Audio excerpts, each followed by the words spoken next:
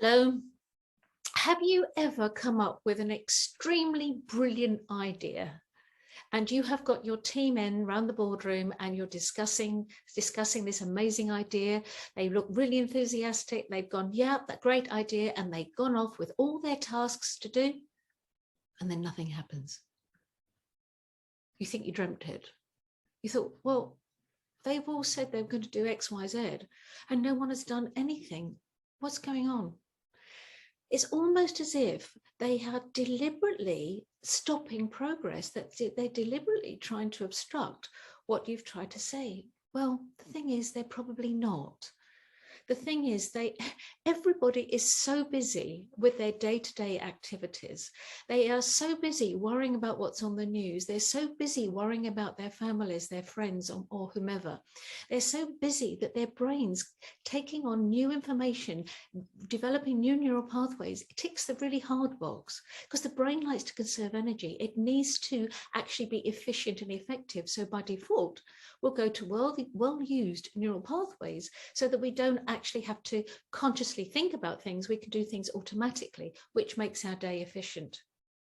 So people aren't deliberately obstructing you, not necessarily so, but there are things you can do to help them. Now, let me explain.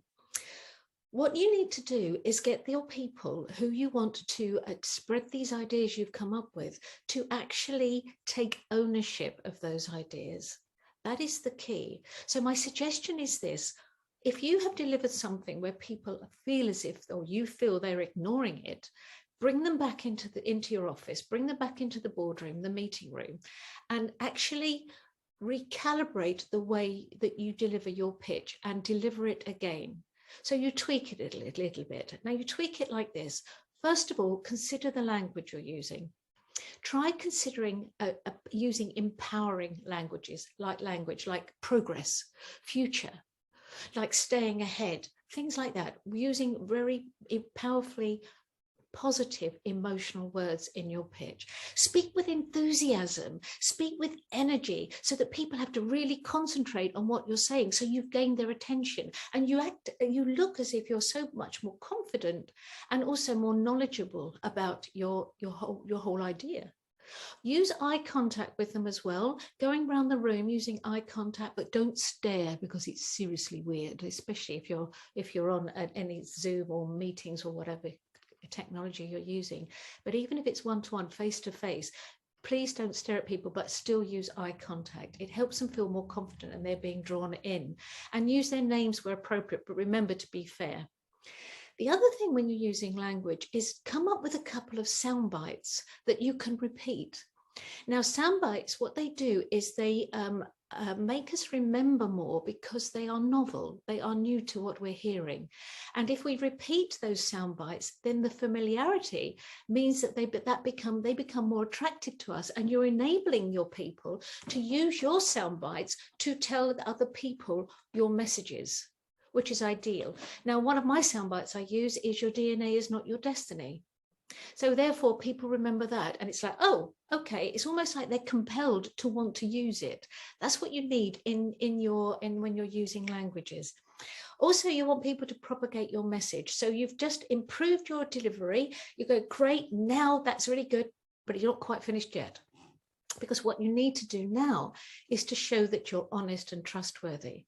So now you've re-delivered your pitch, and now you need to think, right, what can I tell them why it's good? What can I tell them why it's not so good? What are the pitfalls of this? And then they get more drawn in because they're starting to take ownership now. They're trusting you more, and they start to consider and debate what it is that you're talking about. And they come up with maybe extra ideas, and they get drawn in, and they want to actually propagate your message. This is absolutely ideal. Oh, and one other thing. Don't forget the power of stories, but they've got to be relevant stories about maybe what the competition are doing, what is going on out there, stories that really matter, that will support your pitch, will support you with your new idea, your new initiative. And then your people are more likely to embrace these ideas so that you can actually handle the changes that you're trying to handle. I'm Linda Shaw. And I work with senior people who I help them to enable others. I particularly work with CEOs and COOs, but managing directors as well, because the power is in your message, in how you can enable your people to carry on with your messages, to propagate.